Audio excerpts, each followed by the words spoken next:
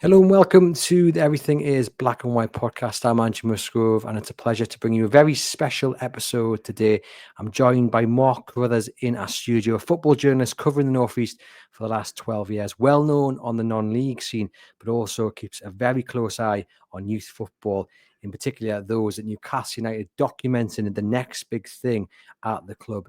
And sadly, a lot of those don't make it. But that's nothing on Mark's judgment. That's just the way of professional football. Mark, thank you very much for popping into the studio. How are you keeping? You well? I'm good, yeah, good.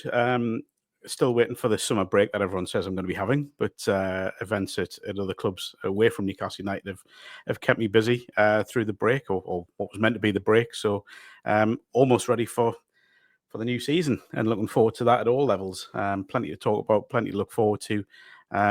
And I'm sure, like yourself, plenty to report as well. Yeah, the new season's come over the hill proper fast, hasn't it? But we're going to talk about Newcastle United's youth ranks, what it takes for players to break into the first team, the rejection that some face, and just the kind of overarching picture of the future of Newcastle United's youth academy. We are recording this on July the 10th. We're not too sure when it's going to be put out. So, obviously, we could mention XYZ breaking into the first team next season, suddenly they go out on loan. So just bear that in mind when you are listening and watching that. But I think the foundation of the episode will remain the same. It'll probably go out a couple of weeks after it's recorded when I am on holiday. But Mark, like I say, we're going to focus on that kind of youth academy at Newcastle United. And before we talk about specific players, because there's a lot of players that people are very excited about in the current day squad, talk to us about what it takes for a player to rise up through the ranks and break into a first team, because it is such a challenge, isn't it? And many don't manage to overcome that challenge.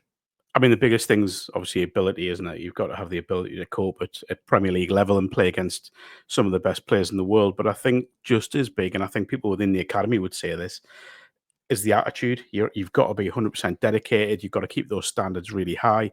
You look at players that have broken into Newcastle's first team from academy in the last sort of 10 years, we'll say, you're basically looking at Sean Longstaff.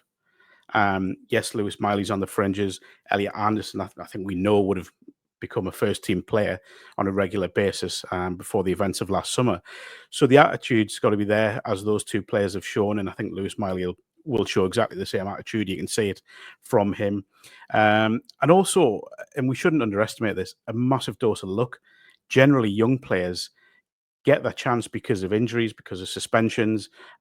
It may be what many would say a fortunate cup draw, where the manager will give them a chance against a League One, League Two side in the FA Cup. So things have to fall your way. But I think the biggest aspects are the attitude and ability. And what do you think the youngsters think when they're going through the different age groups and they get to that age of kind of 17, 18, when they really know it's kind of now or never to a certain degree? You think at a club like Newcastle United, do they expect to break through? Is it about belief and confidence? Or do you think there's a dose of realism in kind of every youth player that, we are going to be really fortunate to make it here at Newcastle United?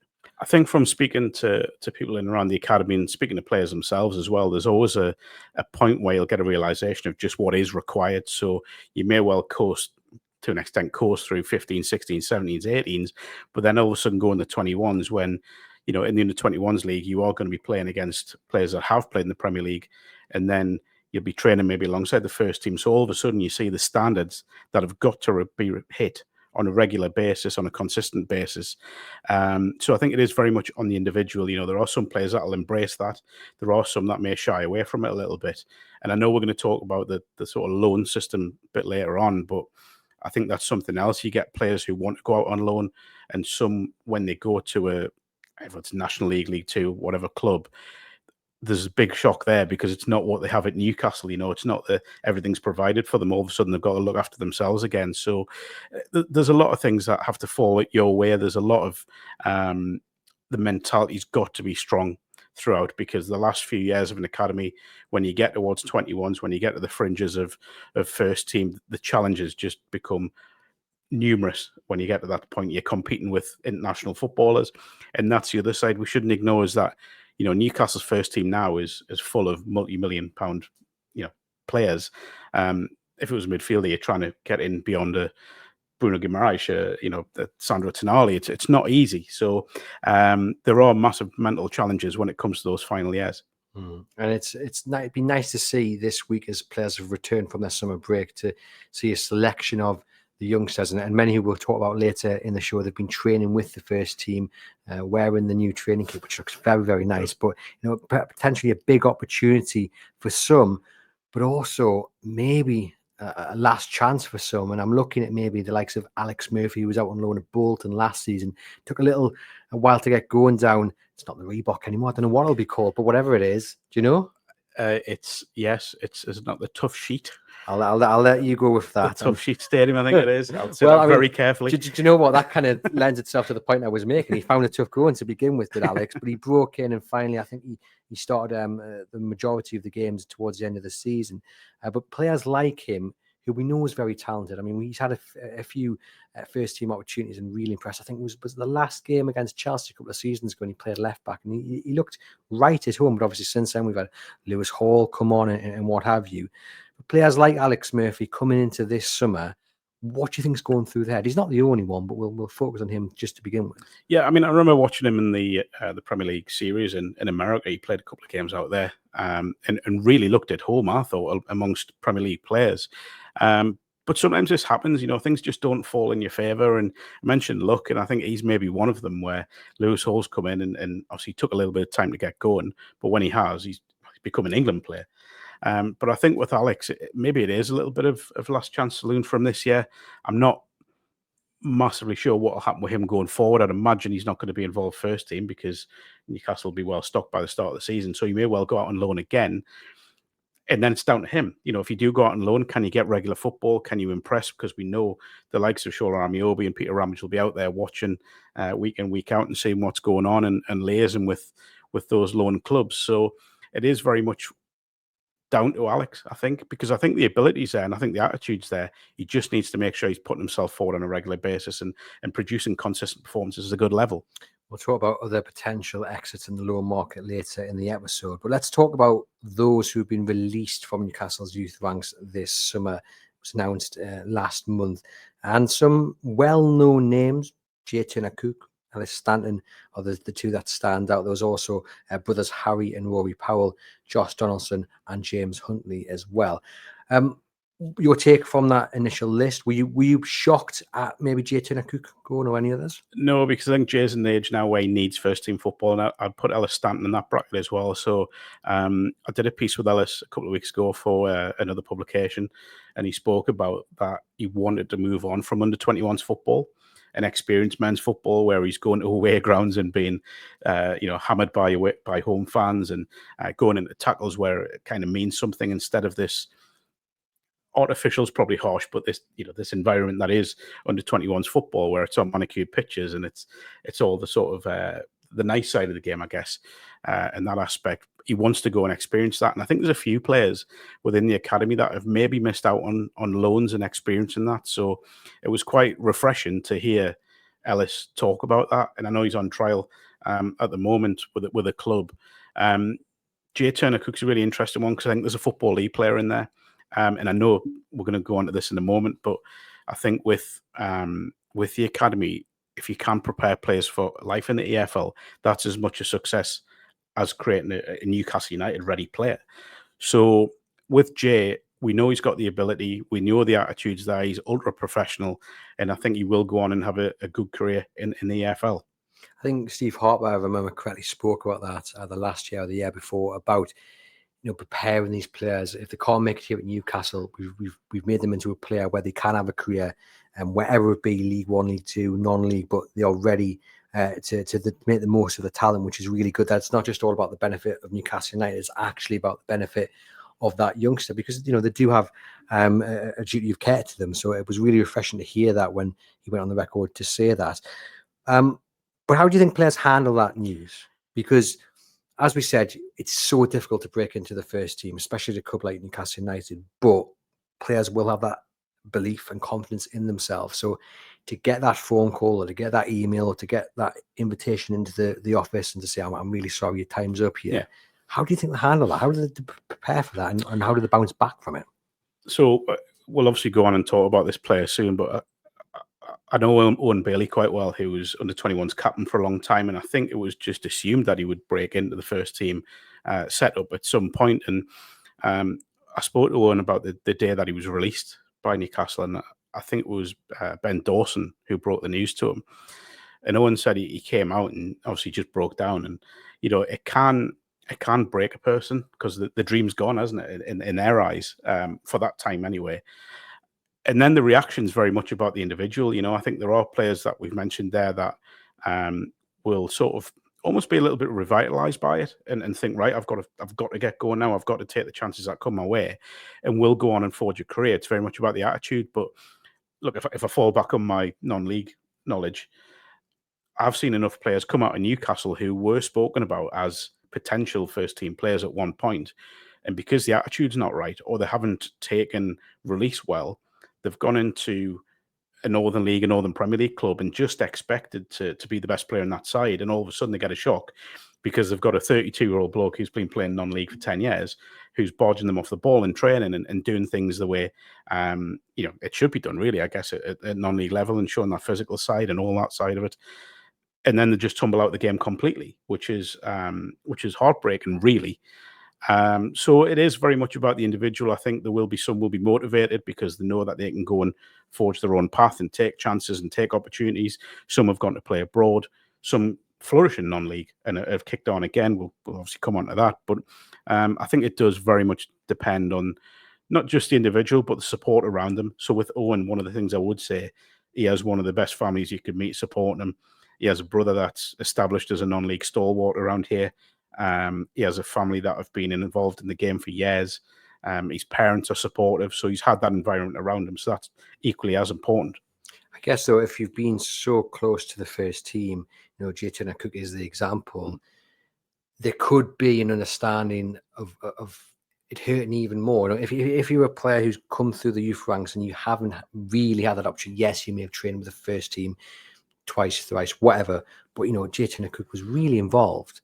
And then to be just cut adrift like that, I know that's the brutal side of football and there's no room for sentiment, but that is a real test of character, isn't it? And I'd love to know what he's thinking at the moment, because on one hand he was so close he could almost touch it, and now he's looking around and thinking, well, where do I go next? I think a lot of players maybe, and the one phrase I get all the time is thought it was coming. I thought it was coming, and I think with Jay maybe there was that, because obviously he'd been out on loan and it hadn't quite happened for him. When it came to friendlies, he was sort of bit part player in friendlies and first team friendlies. So I think maybe there was a little bit of an expectation. I mean, this is me assuming here. I've not spoken to him, but I think maybe there was that expectation that this would be it. So now the challenge for him is, where can I go in? He'll be on trial in numerous places. I've got no doubt about it, because people know how close he's been and how good a player he is as well, by the way. So I think for him now, it is really down to him. Can I go in and can I impress it wherever he's going on trial? Can I get a contract somewhere and start building a career like an Owen Bailey, like a Dan Barlays has done? That's the challenge for him now. And on that need to be brutal when it comes to these decisions, just talk to us about that, because it's obviously a very difficult decision to make. These kids have often come through from the ages of 6 or 7. They've been with the club that long. But I guess, especially in top flight football, as I say, there's no room for sentiment. Absolutely not. I mean, Newcastle United now are a club challenging for major honours year in, year out. They're challenging for a place in the Champions League. And the simple fact is, if you're a player coming through that can't help them on that journey to becoming a regular challenger for those honours, then the time is to move on. And the club have got to look after itself. What I would say, and this is, again, something I've done numerous pieces on this, is I think the aftercare, and I'm not just talking about Newcastle here, by the way, I'm talking across the Premier League and EFL, the aftercare of players after release, I don't think is where it should be in terms of the kind of mental support. Now, Newcastle, I know, are pretty good with it. There is regular check-ins. with players that have been released. I know Palace have announced a big scheme to look after players after release. If you look within Newcastle's academy, there's a number of former youth players that are actually working within the academy in various roles, so they are pretty good at it. But I think, yeah, we should realise the standard it takes to reach Premier League level, and it's a very small percentage that's going to get there, and a few will fall away, or most will fall away. But that doesn't mean the end of the careers. It can't just be a start point. Do you think, obviously, when they look at Elliot Anderson, they look at Sean, they look at Paul Dummett, that adds motivation. That's what we can achieve. That's the pathway there. But also when they see the likes of Jay getting released, I'm thinking now about the likes of Ben Parkinson, for example, Alex Murphy, as we've mentioned. They will be looking at their pals potentially who were so close to first team and thinking, do you know what? Time isn't on my side here. I'm going to have to try and step it up. I think there's got to be a realisation again, though, so that the three players you mentioned there, so Paul Dummett, Elliot Anderson and Sean Longstaff, so we're going back, 15 years? And that's three players that have sort of become regulars in the first team. Obviously, it emphasises the point that it shows, very few make it. So it's not easy, and I think we have a tendency to focus on Newcastle, but if you look across the Premier League, there's not many clubs that have got or littered with academy products in the first team. That shows what the level's like. So I think, again, it's all about the attitude. It's all about, some will look at those three and go, wow, it's 3 and 15 years have broken through on a regular basis. Obviously, there's been a few others that have had bit parts. Matty Longstaff, for example, came in and he's another example we haven't discussed, who's now having a good career in America. So I think when you look at it, there'll be some that'll shy away from that challenge because the numbers don't work in their favour, but some will think, I want to become that special one. And some of the players that have just been handed pro deals, I think that they will very much have that attitude. And I think they have a good chance, and I genuinely mean this, they have a good chance to do something at Newcastle. If it's being a consistent member of the first team 11, I'm not sure. But they can certainly head towards that direction because it is still very early days for them. Yeah, we'll talk about those scholar deals in a brief moment. But you mentioned there Owen Bailey, there's Dan Bollez as well as another good example of two players who were really highly thought of in the Newcastle United Academy. I mean, Owen was the captain, wasn't he? And Bollez had broken into the first team. And I think a lot of people were actually a little bit disappointed when he left Newcastle under Rafa Benitez, I think it was. Now he's gone on and had a really good career. Dan, he's at Middlesbrough currently. Big money move there a few years ago. But both of those are examples of players who've been released and then had to work their way up the league system again. Just talk to us about that kind of journey and the attitude it takes to do that. The thing I would say with both of those players is they took risks. So with Dan Bollez, I think he was offered a deal at Newcastle. I may be wrong. I'm fairly certain he was offered something and then rejected it to go to Rotherham on a permanent basis and kind of rebuilt that, or not rebuild, but built his career on there. Got the move to Middlesbrough and is now a championship player on a regular basis. And then with Owen, people shouldn't forget Gateshead were a National League North club when Owen joined them. So they were in the second tier of non-league football. They were still kind of recovering from almost going out of business. And Owen went in there with the attitude I always expected that he would go in, and became a key part of the side that won the National League North title under Mike Williamson. Helped establish the club in the National League, played at Wembley in an FA Trophy final, albeit one that they got beat at, and had numerous offers to move into the Football League when his contract came to an end. Picked the right one at Doncaster, and is now captaining them out on the back of a League Two title win into League One this season. So I keep going back to it, but it's true, it's attitude. And both of those players have got exceptional attitudes. And talk about another one that we haven't discussed at Doncaster as well, as Jamie Sterry, who was at Newcastle, I think played a sort of handful of first team games. Looked as if his career was kind of heading away from the game, and joined South Shields on a short-term deal a few years back, got to move to Hartlepool and is rebuilt again from there. So it can be done if the attitude's right. And I think that's the common denominator with those three players. It's the attitude to go out and really go and forge your career in the game.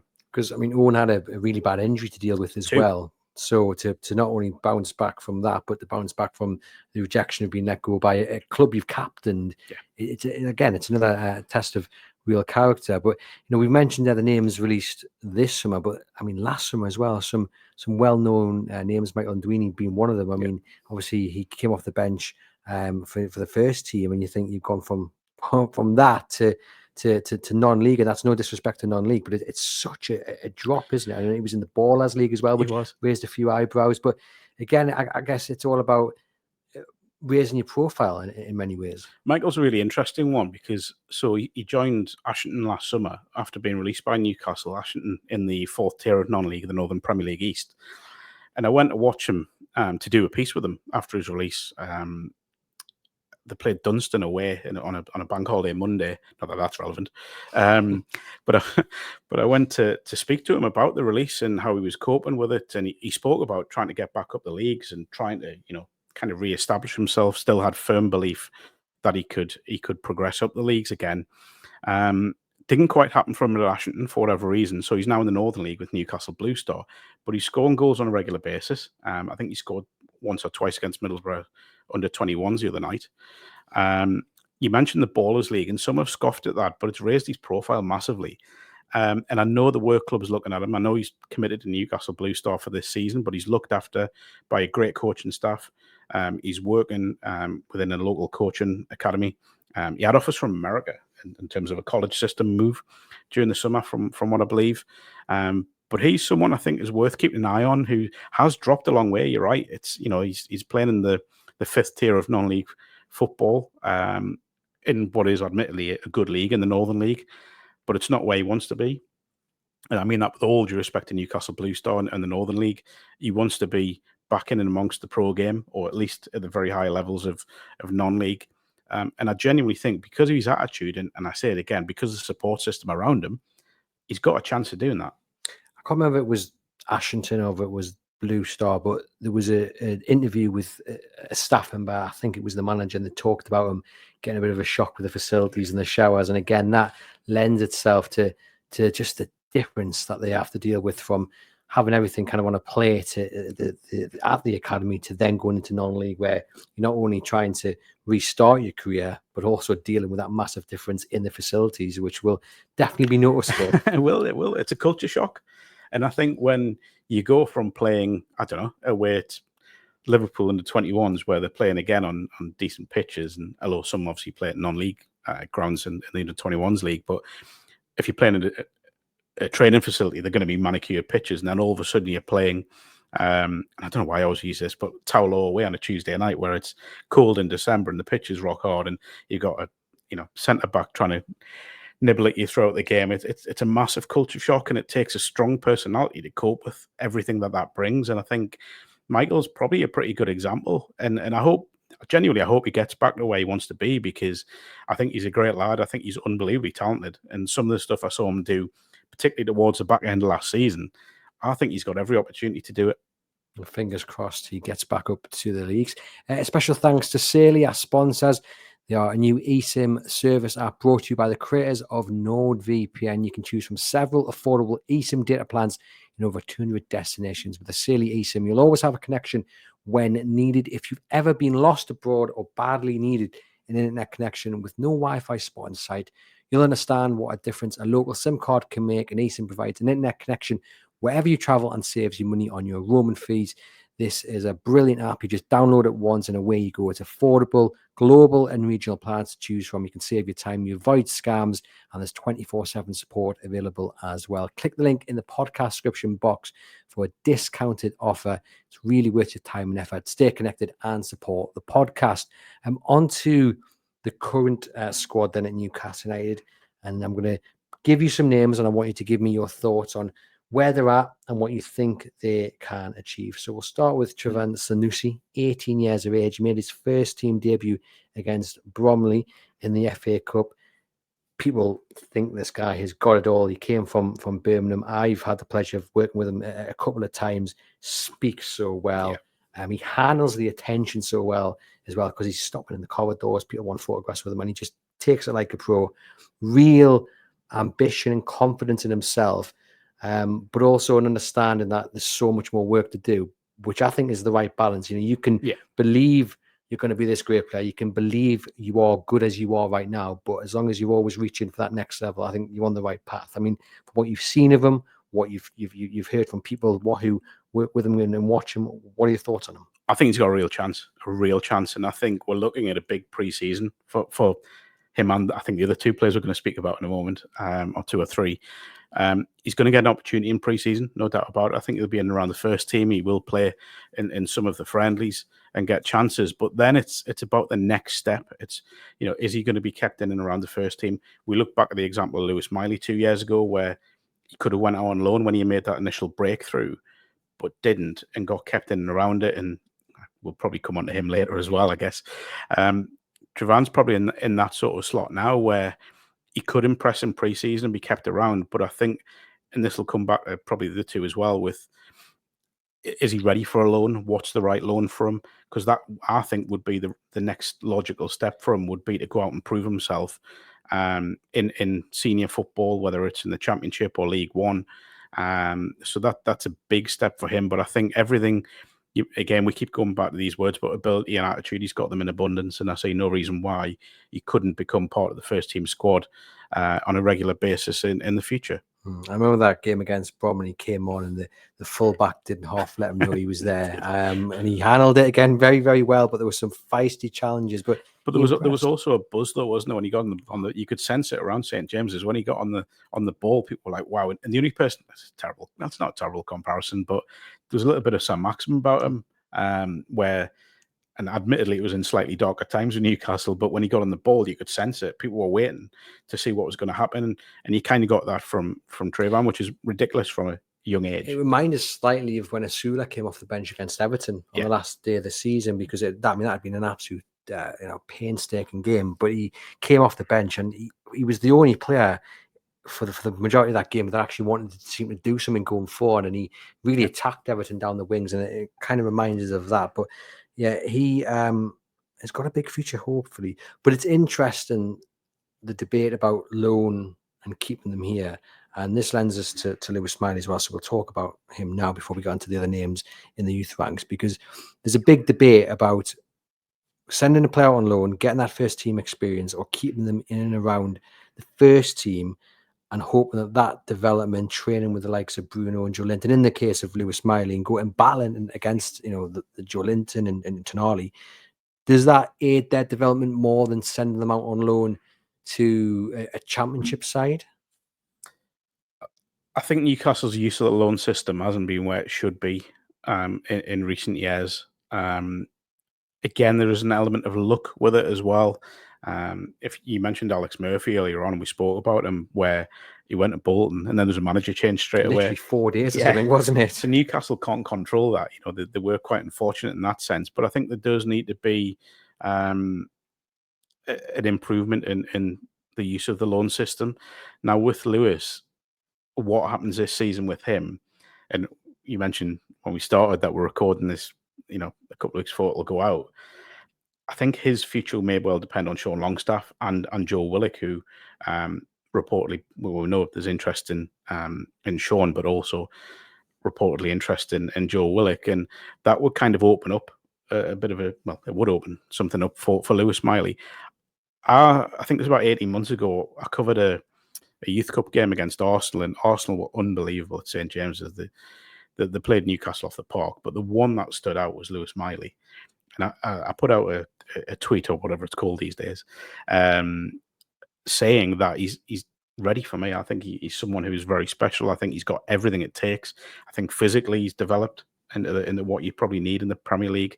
So I think, look, I'd have no problem this season if one of the big three got injured, putting Lewis Miley in that midfield. I think he's ahead of Sean Longstaff and Joe Willock, in my opinion. I'd 100% agree with that. I know Joe Willock got the nod by Eddie Howe for the remainder of the season with Joe Linton being out, but I thought after a couple of games it was evident that was the wrong decision, because it was quite clear Willock's just not at the level we need him to be. But it's really interesting, because Newcastle United in the new season, they need that squad to be able to handle all the competitions they're going to be in. But at the same time, in my head, there's something about Miley's development that when will he reach the ceiling if he's not playing week in, week out, which is going to be very hard to do, because let's be honest, in an ideal world, we want that midfield three to be Joe Linton, Bruno and Tonali, because it's the best midfield in the Premier League, in my opinion. So where does Lewis Miley get that opportunity other than cup games or 20 minutes here or there? And actually, if you look at the stats, it's very, very rare that he takes them three off with more than 20 minutes to go. Tonali seems to last 90 minutes all the way through. And that's just my concern. Now, it's very, very complicated, because you don't want to send Lewis Miley out on loan, because that weakens the Newcastle United squad. But from a player's development point of view, I am concerned. Yeah, I think you're right to be. I think that you can't afford another year like last year. Not that I think it would hamper his career at all, because I think it's still there, everything for him. But I think the one thing I'd say this year is, Newcastle are going to play sort of 7 or 8 games minimum in the Champions League. We hope they're going to have another couple of good cup runs. So you can't expect, as unbelievably talented and energetic and fit as they are, we can't expect that big midfield three to play, 50 plus games plus internationals, all three of them are international players. So I think one thing we may see or should see this season from Eddie Howe is possibly a little bit more rotation between competitions and between games. So I think there will be more opportunities for Lewis Miley this year. Whether that's enough to help him kick on again, we'll see. But I think he will get chances, and I'd rather keep him around than send him elsewhere. Oh yeah, I mean, I'd rather keep him around and hopefully he gets more opportunities in the first team, because he is very special. You watch him on the ball, the way he picks a pass, he's just so controlled for a young lad. And I was at a school up his neck of the woods a few weeks ago doing a careers day, and obviously they know that I work for the Chronicle, and they were very excited to talk to someone that covers Newcastle United. And it got onto the fact that Lewis comes down. There's a mugger there, and he comes down, he trains, he sometimes trains with the kids. He signed a shirt that they're raffling off, to raise money for the school. And he's not forgotten his roots, which is really nice to see. But a big season for him. But it's interesting, Eddie Howe's approach to the youngsters, because a lot of clamour to have Lewis Miley in the first team, and it's been the same with the likes of Sanusi, Asula as well towards the end of last season. But he doesn't like to do it, does he? Now, what's your thoughts on Eddie Howe's approach to that? I mean, is that the right? I mean, we trust the manager. Look, he's got enough credit in the bank that he knows exactly what he's doing. But it is a question people ask and say, well, he doesn't tend to like to use them unless he has to. And I mean, it seems daft saying that, given that our right back and left back first choice are 21 and 20. Do you know what I mean? But those in the academy, I guess some people will say, well, it's all about ability, maybe. Yeah, I think the manager just understands the levels that are required to play in the Premier League at a consistent basis. And look, this goes back to that well-known phrase of Sir John Hall: "We'd love 11 Geordies in the first team," but that's not really realistic in modern football anymore. Not that some of the ones we're discussing are Geordies, which well, but the list we've got that I've got written down here, I mean, all of them but Sean Neave have been brought in. Have been brought in. So and someone I was going to mention as well was Aidan Harris, the young goalkeeper, who's obviously from Washington, I think it is. So there are, Howe will only use a player if it's right for him, and that's the way it should be. So it's down to these lads to prove that they can hack it and cope at Premier League level and cope with the demands and cope with the ability and the pressures and all this sort of stuff. And I think, Eddie Howe isn't duty bound to use the academy. It's there. I know it's there for a reason, but if he doesn't feel it's right, then he's got to stick by what's right for him. So I think it would be, not that we are, but I think it'd be slightly harsh to criticise his use of youngsters. Do you think, though, looking to this summer, and again, we've got a list to talk about here, and I suspect the list, I mean, I'll go through the list before we talk about them. So Sean Neave, Neave and Shahar, Alfie Harrison, Cathal Heffernan, and we'll talk about Gahan Kuyol as well. Because a lot of people will say, loans. But I could actually see all of them being kept around in the need for emergencies, in the need for just the squad to be there. And they are probably Newcastle's most talented players in that youth ranks. But there'll be others who you think could benefit with a loan deal. But again, does Eddie Howe look at the first team picture and go, well, maybe we won't use them, but maybe we'll have to use them. So we'll keep them around playing in 21 football. Yeah, and also, and we were talking about this before we started recording, but the demands on the academy this year are going to be quite sizable. So as well as league competitions, and I've written this down so I don't forget anything. They've got the National League Cup, which is where they will play clubs like Gateshead, Boston, in a midweek competition. There's a Premier League International Cup, which they're in again this year. The Champions League qualification means they'll be in the UEFA Youth League.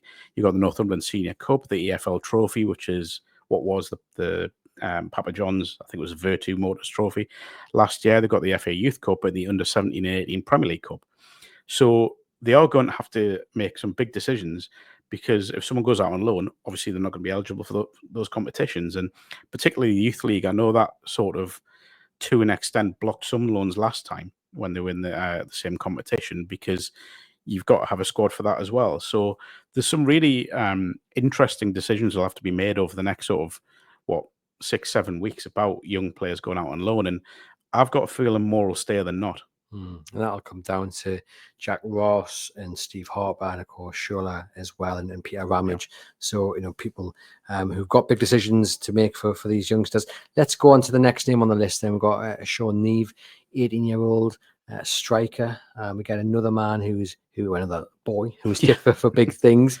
What do you know about him, and what have you seen of him? Carabao Cup winner as well, don't forget. Sean, I think there's real excitement at the academy about Sean.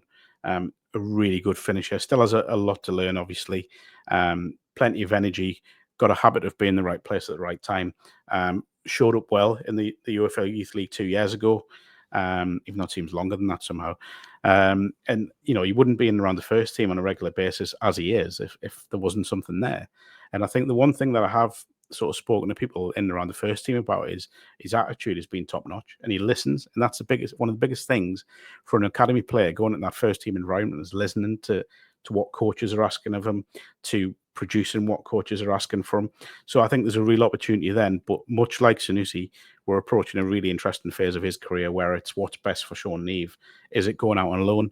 Is it having that spell? What's the right loan? Or is it playing in the youth league again against what we know will be big clubs with big budgets and exciting talents?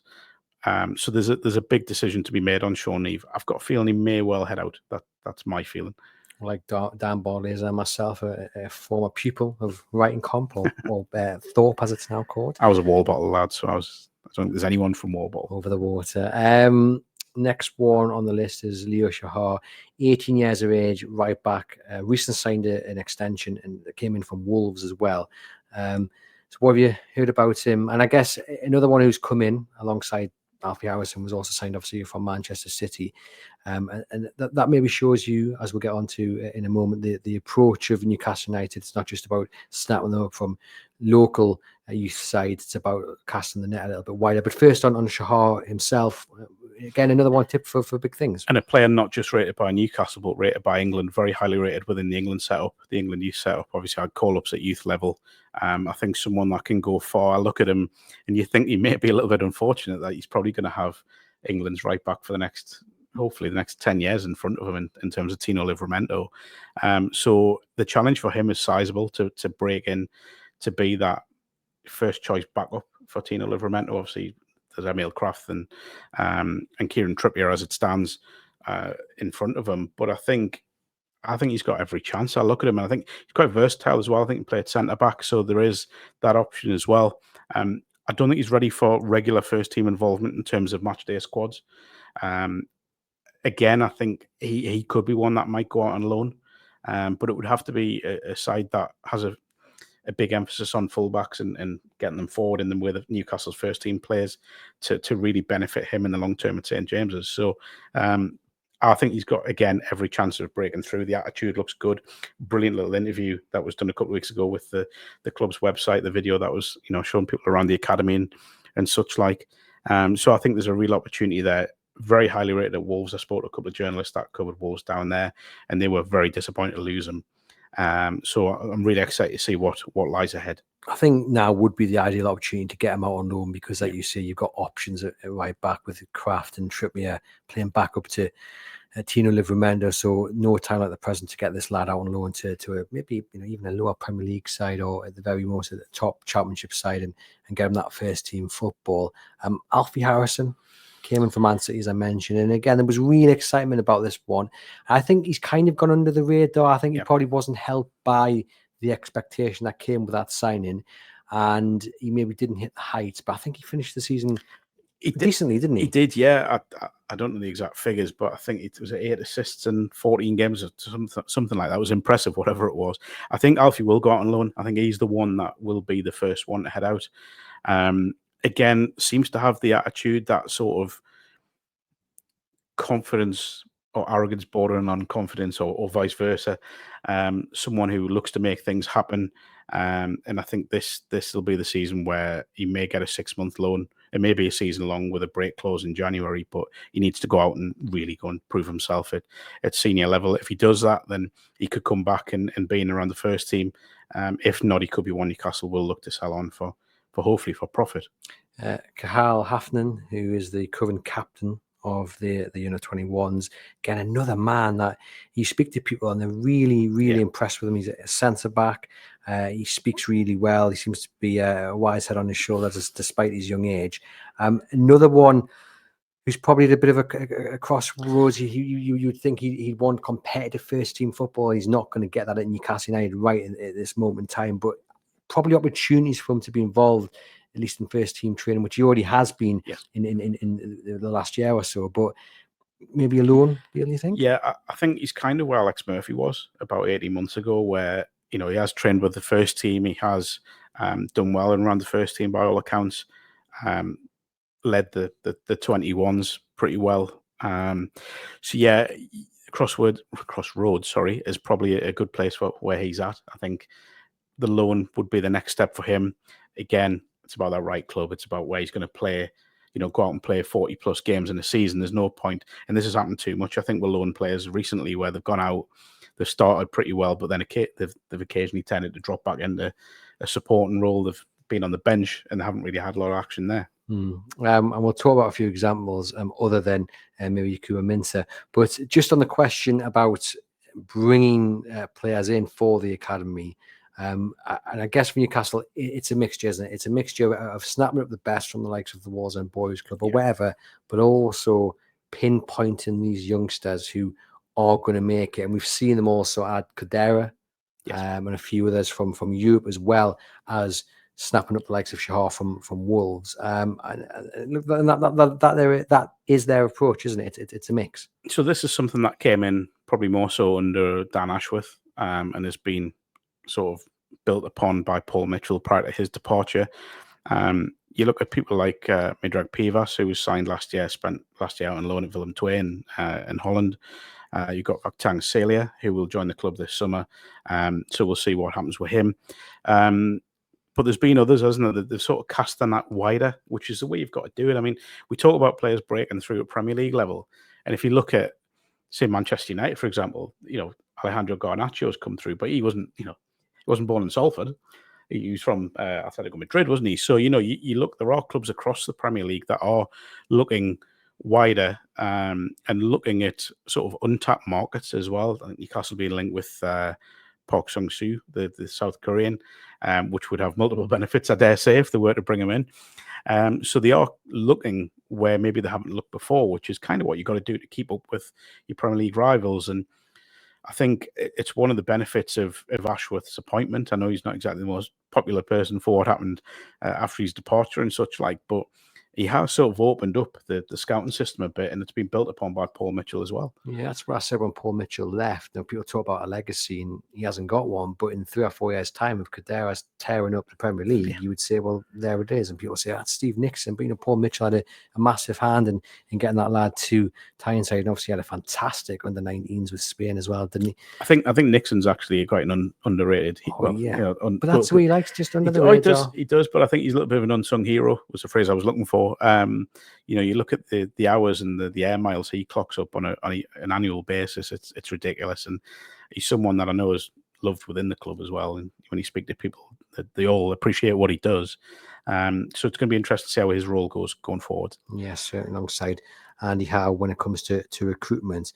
But I guess the other side of recruitment when it comes to the youth academy is that the signing players primarily with the idea of hopefully becoming a big star in Newcastle United, but if not, being able to sell them, as you mentioned there with Alfie Harrison, Yeah. for a bit of money and a bit of profit, hopefully. And other big teams do this. And I'm not expecting Newcastle to turn into Chelsea and hoover up every youngster across the continent, send them out on loan for 4 years, and then bring them back and sell them on for a profit. But what we do need to see Newcastle United do, and I think this is where they've been stung a little bit by PSR, is that they haven't got the players that they would want to sell and can sell for a profit. And you look at who they could sell this summer, and we've done an episode on it, so I'm not going to go over old ground, but there's no one there really that can bring you big money.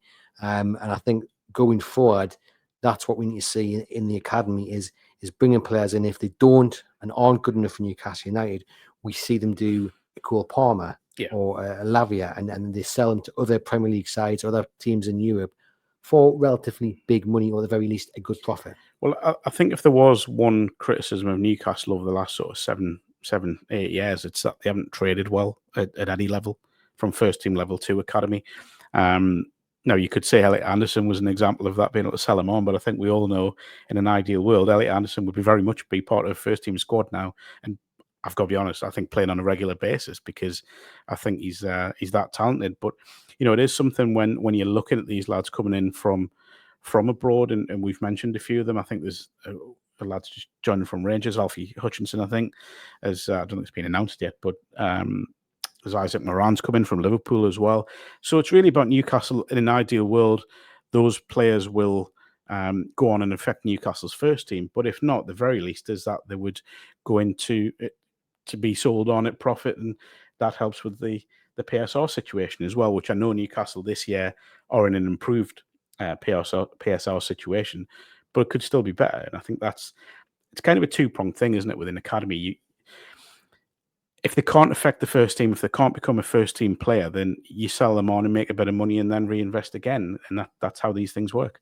Yeah, certainly so. And a few scholars have signed deals in the last few weeks, and there's been 3 youngsters who in particular have been kind of showcased, and we've got Joe Brayson, Luke Craggs, and Logan Watts amongst a few others. But just talk to us, I guess, about those 3, and any others that stand out on the list of scholars who have signed new deals. Well, I think with those 3, it's basically a case of now the challenge for them is establishing themselves at under 21 level and getting regular game time, playing in the youth league, playing in the National League Cup, and getting that experience of playing in the National League Cup anyway against senior players in that competition, playing against the best of Europe in the youth league, and trying to establish themselves in the 21s, and then going from there. It's such a difficult step as well, the 21s, because everything goes up a couple of gears, so it's difficult. But I mentioned earlier on about Aidan Harris, and I know there's a lot of excitement about Aidan. Obviously, was in the squad for the AC Milan game in the first game back in the Champions League. Got that experience at, I think he was 16 at the time, which is incredible, really, when you think walking out of the San Siro. Aidan is another one I think that's probably facing a big season where he may well be right to go out on loan. Has unbelievable distribution, great shot stopper. But I do think he needs a loan to go and prove that at senior level, and then we'll see where he goes from there. Because as we know, Newcastle do have about 38 keepers now. Yeah, I'm just looking here at a picture of Joe Brayson. He doesn't half look like his dad, does he? Well, his dad wasn't a bad goal scorer. And I spoke to him a few weeks ago. I sort of bumped into him on a night out, and we had a little bit of a chat, and he said Joe had been given a pro deal, and so proud, genuinely really proud of what he's done. And I think Paul just doesn't want to put any pressure on him and sort of stay away from the limelight. We know what he could have been at Newcastle, just didn't happen for him. But yeah, he's got some big boots to fill. He certainly has, and he said here on the website,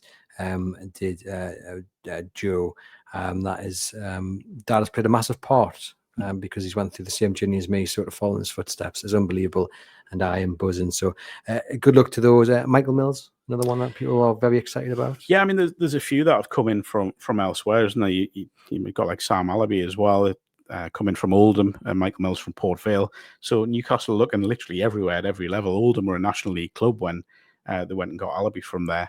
So there is excitement. Michael Mills, yeah, there's been some great reports of what he's done at under 18 level. And I think, again, with him, now he's a full-time member of the academy. I think that was announced last week, wasn't it?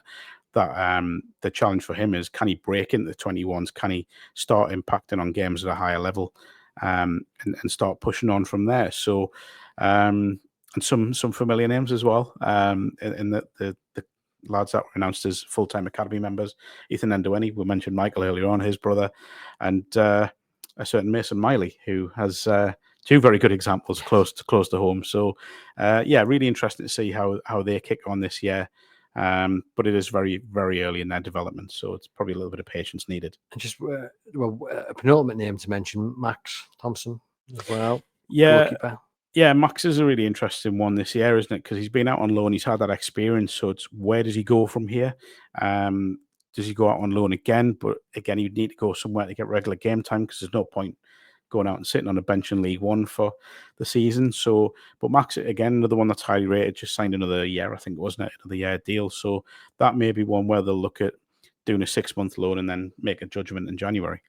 And Grant Cual, come on, give us some positivity. I mean, he finished the season quite strongly.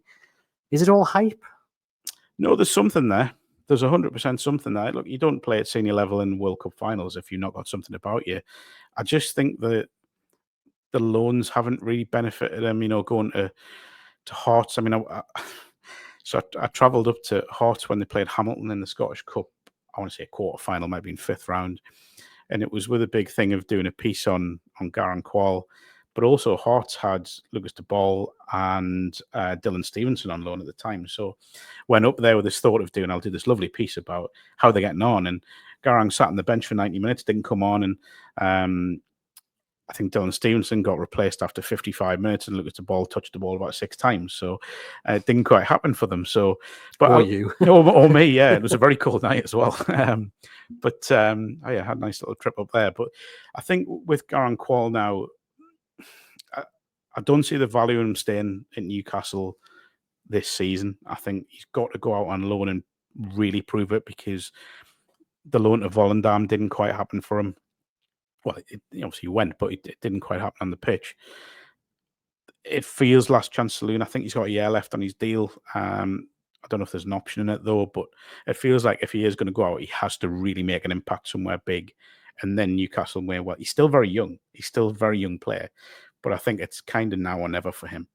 Yeah, get him to a championship side and hopefully get some first team football. Or even a kind of one of the, I don't know, call them second tier European leagues, because that sounds terrible, but a Portugal or a Holland again. Just anyway, get a first team football, isn't it? I mean, we have seen like Joe White, who again, very talented player, ability. He has had it. I'm not going to call it a successful loan campaign, but he played, which is the important thing. That's a good example of where it does work well. First team football's got to be the priority. What does the future hold for him? So Joe, for me, is kind of where Dan Barlaser was, and this is what we were talking about before, where I think he's probably going to take the lead on the what's happening next. So I think he's got, maybe wrong, got a year left. I wouldn't be shocked if he said Newcastle, look, I want to go out permanently and forge that career for myself. I think there is talent. I spoke to a journalist that covers MK Dons about him, and they were nothing but impressed with him. They thought he was excellent during his time with them. Obviously, went in. We mentioned managerial changes. Went under Mike Williamson, who left a few weeks later. So he's had that as well, but he's adapted. But I think with Joe, with the age he is now, it probably is now time to go and go and forge a career elsewhere. You think if Eddie Howe, and it's been reported, is open to changing formation, maybe wants to play with a number 10, that could be the perfect opportunity for Joe. We know he likes him. It's just whether it's the right time and is Joe at the level where you put that responsibility on his shoulders. But is it right for Joe? I think that's the thing I would look at. Is he really going to establish himself as that number 10 in the Premier League and the Champions League? And that's nothing doubting his ability, because he is a very, very good player. But I think if you looked in and around that Newcastle squad, there's just players better suited at a senior level. So, and this is just personal opinion, I think Joe should go out permanently. Do you know, when you are watching the youth teams on a cold Monday night, and you see players who are 20, 21, and then you see Will Asula, same age, do you see a difference? Is there a difference between what Asula can do and what those older lads in the academy All right. To a degree, yeah, but we shouldn't forget Asula's had a lot of first-team football in the Championship and a little bit in the Premier League, and I think a little bit in League One as well on loan. So he's had that exposure at a high level.